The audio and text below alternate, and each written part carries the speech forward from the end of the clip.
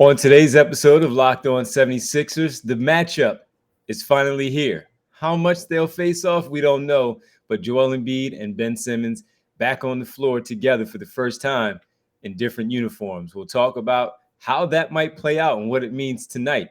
Sixers Nets, we'll break it down. Locked On 76ers. You are Locked On 76ers, your daily Philadelphia 76ers podcast.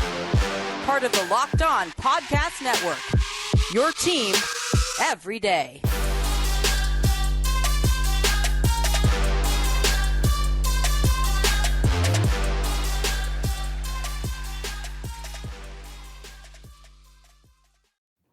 This episode is brought to you by FanDuel Sportsbook, official sportsbook of Locked On. Make every moment more. Visit FanDuel.com/locked on today to get started. What's good, D? What's happening, Keith? How you doing, man? Back at it. I can't complain, bro. I can't complain. That's a good thing. We got a good basketball game tonight, 7:30 tip time in South Philly, so we got to talk about that. But before we do, let's welcome everybody. You're Locked On 76ers. I'm Devon Givens from 97.5 The Fanatic Radio in Philadelphia, alongside my co-host and partner, Sixers beat writer extraordinaire, Keith Pompey. And thank you all for making Locked On 76ers your first listen every day. And remember, Locked On 76ers is free and available on all platforms, including right here on YouTube at Locked On 76ers. Keith, game 2 of the Brooklyn Nets tonight with the 76ers. Game 2 back here in Philadelphia. We'll talk about Ben Simmons and Joel Embiid and their matchup, what it may look like. Although they may not line up against one another quite a bit tonight, they will at some point cross paths on the floor. We'll get into that. We'll also talk a little bit about the keys to the game overall with what they need to do. And is this a budding rivalry between these two teams and why? We'll talk about that. But first, Keith, we mentioned it during the latter part of our last podcast, and we talked about Joel Embiid and Ben Simmons facing off on the floor for the very first time in the Brooklyn Nets uniform this season. And while Ben Simmons has not played all that great, he has done some decent things, has not played great overall. This one is a little bit different. No Kevin Durant, right? No Kevin Durant still. Kyrie Irving has played his last 2 games. He's rescued them in terms of his points. But Ben Simmons is kind of taking a step back, man, and watching some of the things play out for him. I haven't watched the game, so I'll be honest. I watched them early on because I wanted to see how he would be year 1 in their uniform. But since then, I've kind of checked out. I may see some things, highlights and all, as you may, or if it's a nationally televised game and I tune into that like I normally do and the Nets are playing, I'll watch it. And, of course, I have a close eye on what he's doing because we saw him for so many years and what his impact was here. What is it going to be there? He's been underwhelming. But this is the first time, Keith, that while it's the second time he'll be back, I think it's going to have a little more juice for the mere fact that Embiid is going to be on the floor, where last time Embiid missed the game, so the buzz was taken off just a little bit. Yeah, I mean, it can, but at the same time, like you said, he's been really underwhelming. I mean, I just want to pinpoint this. You know, like Ben Simmons is averaging career lows in points, rebounds, and assists in Brooklyn. Right? He's also shooting a career worst 43.4% from the foul line. So he's averaging 7.5 points, 6.7 rebounds, and 6.4 assists. I mean, when he was with the Sixers, he was getting triple doubles, right? So you know, the thing is, yes, there's going to be a lot of intrigue.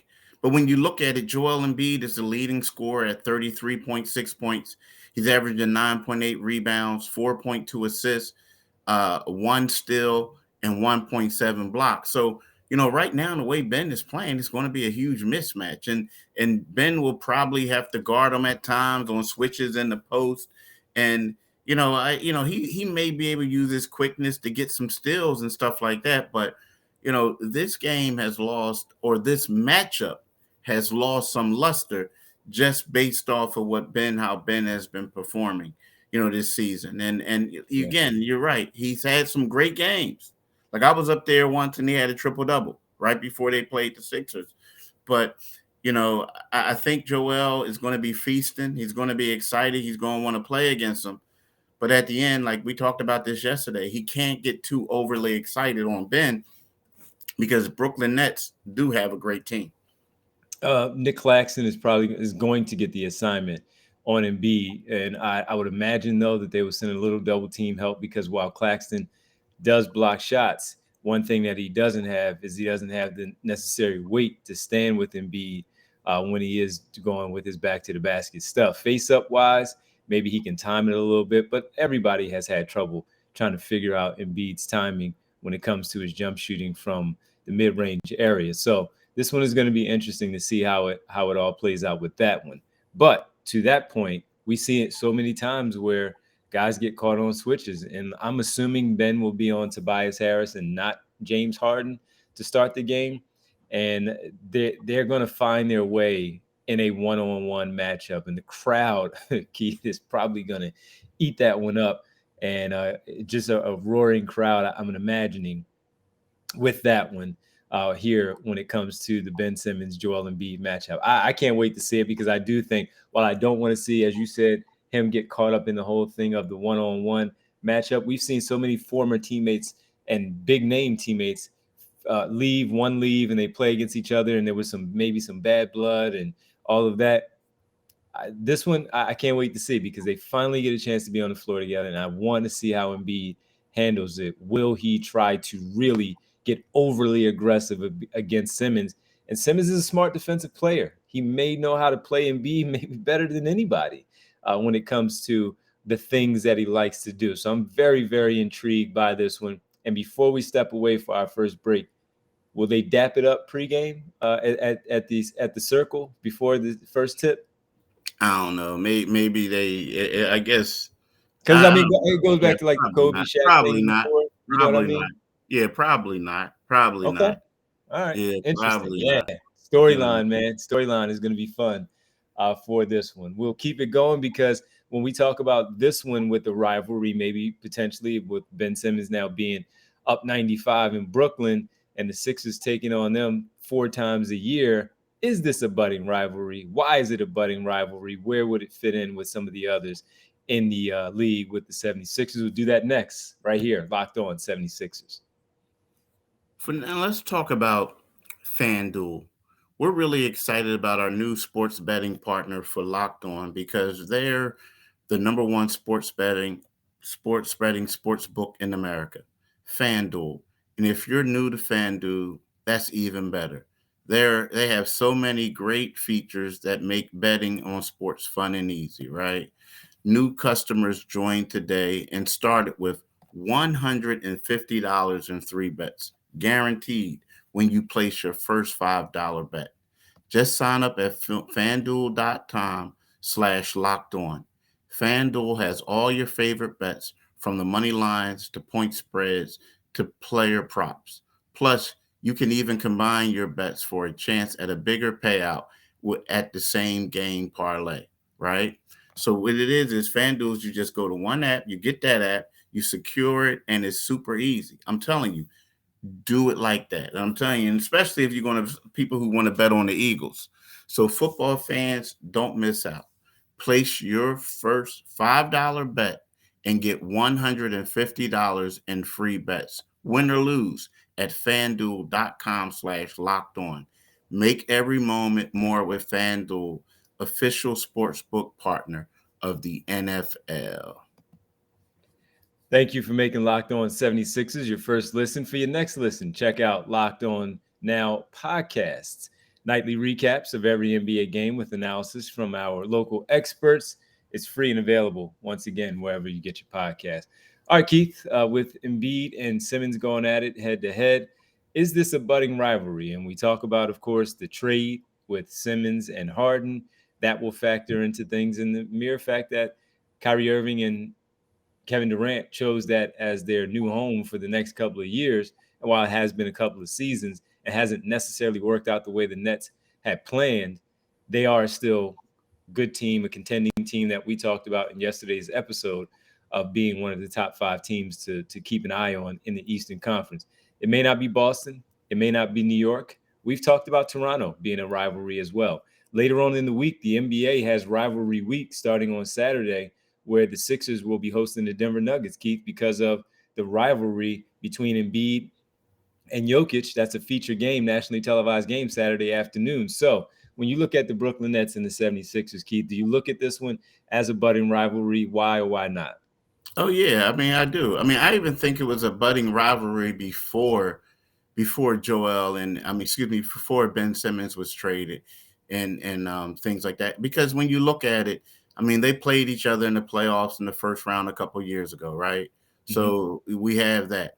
You also have the fact that you got the KD and the Joel Embiid thing going on where they like getting the best of each other, and when one team wins, they're pointing to the other team to get off the floor, right? I think there's a lot of things going on, and then when you look at it, you have to say to yourself, yeah, we got the Boston Celtics, which is a rivalry, but when you look at it, like it's one of those things that they have had some big games against Brooklyn, and vice versa. Brooklyn has had some huge wins against the 76ers the last couple of years. So to me, like the proximity and everything like that, that is kind of like the rivalry. I mean, to me, like I get it. I compare that to the Eagles, the Giants, but whereas everybody says the rivalry is with the Dallas Cowboys, but it's really the Giants, and everyone's now saying it rivals with Boston. Don't get me wrong, it's a good rivalry, but Boston has typically got the best of that rivalry. So it's, to me, the more competitive rival is with the Brooklyn Nets. And I still think Boston is number one. And I too, like you, growing up in Philadelphia, the Dallas Cowboys thing, can't stand them. But New York has always been the number one team for me, football wise, where I sports hated them the most when it came to the football side of things. But I too look at this one, especially last season. I remember when the Sixers went up there and beat Brooklyn before James Harden was traded. He had a triple-double, I think, in that one. If he didn't have a triple-double, I know he had 30 points. Both he and Durant had 30 points. Kyrie Irving wasn't yet available because New York hadn't lifted the vaccine thing in New York, so he couldn't play still at home at that time. And the Sixers beat them with Tyrese Maxey, Seth Curry, still a part of the team, and all. And that was a really good win over that Brooklyn Nets team. And that kind of showed you, especially with the way everyone talked about Brooklyn, of who the 76ers were also there, that they were still that good team. While we know how it ended, they were still a good team. And I agree with you. I think this is a rivalry, while it may be down the list a little bit more when it comes to Boston, New York, or even Toronto. Brooklyn is right there for sure as far as a rivalry goes. And it only now accelerates because of the James Harden and Ben Simmons factor, where you talked about it yesterday. Not much is mentioned about the Harden piece, being with Brooklyn for just a year and a half, but being in Brooklyn, as a team that looked like everybody was making them the favorite to win the championship. So absolutely, the way he left, the way Simmons left, the fact that Embiid is still here, Irving and Durant are still in Brooklyn. This is absolutely a rivalry, especially when we look at these two teams battling it out in the Atlantic and possibly even in the postseason, trying to knock each other off to get to the NBA Finals. So and let me, I didn't mean to cut you off, but what I want to say is, like, let's keep it 100. Joel Embiid even said this. He said that the Boston thing isn't a rivalry because, don't get me wrong, we know it is, but Boston always wins. They just always win. And until the Sixers will get a playoff series and say, we beat the Celtics aren't going to view the Sixers as a rivalry. They're going to view it like, oh, man, we just play the Sixers.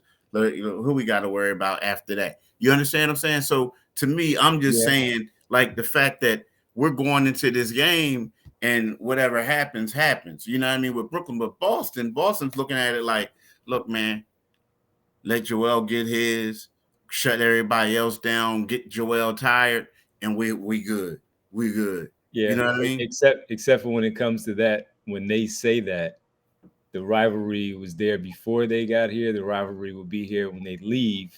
It's not just about them. It's about the two teams and the names on the front of their jerseys and the cities that they represent, that they are just part of the rivalry. Now, they may be having a better run during the rivalry where they've had it being kind of lopsided, But yeah, it is in fact the rivalry. But as far as the Nets go, a lot more to be done.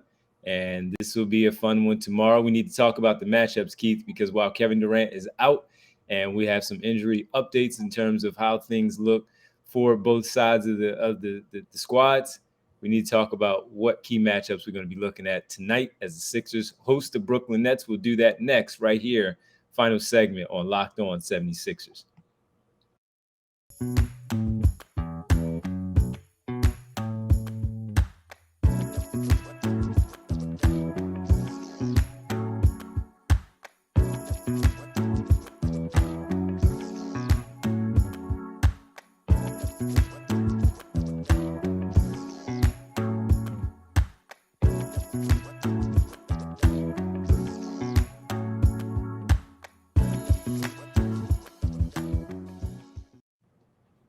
Welcome back, Locked On 76ers. That's Keith Pompey. I'm Devon Givens here with you on Locked On 76ers. Final segment before we get out of here and get ready for the game tonight at the Center. First game back after their 5-0 road trip, Keith. So the first game back is always a tough one. It's either the getaway game when you're leaving that particular road trip, or even when you come home and it's still you're kind of getting things out of the way and kind of getting your legs back underneath you, getting adapted to the time zone once again. But they've been home for a few days now, and they have Monday off. They had Tuesday practice, and Wednesday they'll get their shoot around in before the game. But what are some of the key matchups for this one tonight, assuming that everyone is able to go minus Kevin Durant? I think the number one matchup is whoever's going to guard Kyrie Irving. That's the main matchup. I think we know who that is. D'Anthony. Yeah. But we know that right now. But like, can he stay on him the whole game? You know what I'm saying? Like, and if so, yeah. But you're right. That's who's going to start out on him. But to me, that's the matchup right then and there. Like, because when we look at all these other guys, and we talked about this yesterday, where the Sixers have a bend but don't break defense, right? So. We talk about that to a point where Kyrie is arguably the best one-on-one player in the league. Tremendous. The best, right? This guy does things where you're like, yo, man, he brought the playground to the NBA, but it's a refined skill with it. I wish I could do it. Yeah. Yeah, but it's not sloppy though. You know what I'm saying? He does it. No. So you look at that and you say to yourself, like, man, and to me, that's the matchup. And like if Melton can stay on them, and I think the Sixers could be cool. I honestly do. And again, I know they played earlier before, but if he could stay on them, I think they can be cool. Because then if he can't, then you got to start getting other people involved. And then what that does is that's going to free up opportunities for their shooters to get some shots. Last game they played, Joe Harris didn't make any shots. No, he did not. KD got kind of maybe he didn't get shut down, but he had to work for his with PJ Tucker. So, to me, that's the matchup that I'm looking forward to seeing. All right. So excluding that matchup and excluding the Joel Embiid, Nick Claxton matchup, because we already talked about that, and Embiid is who Embiid is. I'm actually, Keith, I'm going to throw you a little curveball. I'm going to go with Tyrese Maxey coming off the bench with that second unit, part of that second unit. Who's going to defend him on the other side there? They don't have really good perimeter defenders there outside of Ben Simmons. Royce O'Neal is okay. While he has the length, I think that with him starting, that he is probably not going to spend a lot of time, at least when the first wave comes in of when Maxey inserts the game. And I look at Tyrese Maxey being able to do what Maxey does against Patty Mills, Seth Curry, whoever they decide, Cam Thomas, whoever they decide to throw on Tyrese Maxey when he's in the game, unless Jock Vaughn decides to keep Royce O'Neal out there a little bit longer for when he's there. But Royce O'Neal is also going to have to go James Harden in the starting group. So this is going to be an interesting one for me, because I think Tyrese Maxey, as he has been able to do, can come in and just keep that pressure, keep the foot on the gas for the Sixers offense and put that pressure on the opposing team's defense, in this case, Brooklyn, because of who they, not only because of how good he is, but because of who they don't have as a defensive player coming off the bench to match up with him. So for me, My key matchup outside of the obvious that you talked about with Irving and we mentioned with Embiid, the Tyrese Maxey one is very intriguing for me tonight. Yeah, that's a pretty good one. That's a pretty good one. I mean, I'll say that. I mean, that's a good one. The thing is, the last game it was crazy how they had George Niang and B-Ball Paul guarding, Ben Simmons, and B-Ball Paul did a pretty good job against them. You know what I mean? I like to see if Ben would. I mean, don't get me wrong, he started off good, and then all of a sudden he fizzed out. Like in the second half and in the fourth quarter, it was like he didn't do anything, So, I think Tobias would probably get that nod. Tobias would probably get that nod, or PJ Tucker would get that nod tonight. Yeah, I think if I'm the Sixers, if I'm the Sixers right now, but then you also have Claxton, so who's going to guard him? Embiid. Embiid, of course. But if I'm the Sixers, do you want PJ Tucker on him? I mean, to use his physical, his strength on him, you know what I mean? Use his body and all that, or Tobias. I mean, Tobias. Either or, really, it doesn't matter. Yeah. I would probably go Tobias and have DeAnthony Melton on Kyrie Irving, but maybe who is James Harden maybe chasing around. See, it's gonna be tough because Joe Harris and Seth Curry, if they start, or Royce O'Neal, I would probably have James Harden on Royce O'Neal if that's the case, if he gets to start tonight. And Joe Harris, you have PJ Tucker running around with Joe Harris. Just don't let him get off. Nah, you can't have that. I don't think you can have that. That's what I'm saying. So do you go Tobias on Joe Harris and let PJ Tucker defend Ben Simmons? That's the question. Yeah. Tobias would have to use his length on that. You know what I mean? Like how he did against Anthony Simons. You know what I mean? They had him on him for a little against Portland. Mm-hmm. So he would have to rely heavily on that length. But that's a tough.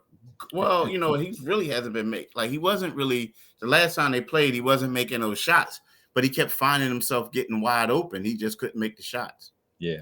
It's going to be good. I can't wait to see what Dan Burke decides to do defensively for this one tonight. We got to thank everybody for making Locked On 76ers your first listen on this Wednesday morning as we get ready for the game tonight, Sixers and Nets tomorrow. We'll recap the game and give you our thoughts on what went down. Now make your second listen on Locked On NBA, Locked On Experts, covering the biggest stories around the NBA Monday through Friday in less than 30 minutes, and it's free and available wherever you get your podcast. Keith, can you let the good folks know where they can find us? And wherever you get this podcast, you can definitely, wherever you can get any podcast, you can get this podcast, right? Free and available. So make sure you go ahead and you do that. But also, you need to follow my man D tonight. He's going to be working overtime. D is going to be on 97.5 FM radio from 6 to midnight tonight. So make sure you listen to my man D. He's going to do, his show. They're going to do the post-game show, basically. And then, after that, you get up in the morning, you can watch this podcast. That's right. Too. But also what you can do is follow D on Twitter at DevonG975. Follow me on Twitter at Pompey on Sixers. And then you can read my articles from tonight's game on Enquirer.com. Absolutely. Keith, should be a fun one tonight, man. I can't wait to talk about it. Same here, bro. Same here. All right. Thanks, man. All right. Peace. See you.